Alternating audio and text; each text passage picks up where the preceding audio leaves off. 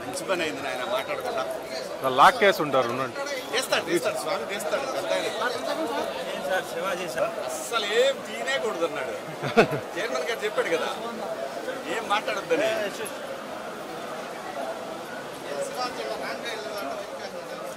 ఇది ర్యాంక్ పైన అదే మా దారి ఇదే.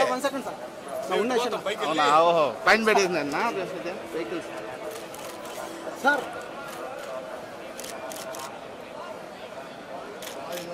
ఓకే రండి సార్, కొద్దిగా స్లోగా రండి సార్. అంతేనా? స్లో.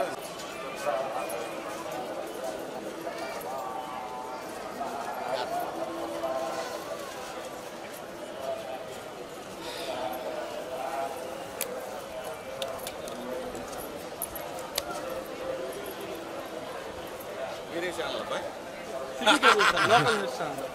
యూట్యూబ్ ఛానల్స్ లేదు సార్. ఇటు పోతా గురు. Okay sir. YouTube life sir voice ఇస్తారా? అది ఎలా ఉంది అప్పటికి ఇప్పుడు? కలియుగ ప్రత్యక్ష దైవం శ్రీ వెంకటేశ్వర స్వామి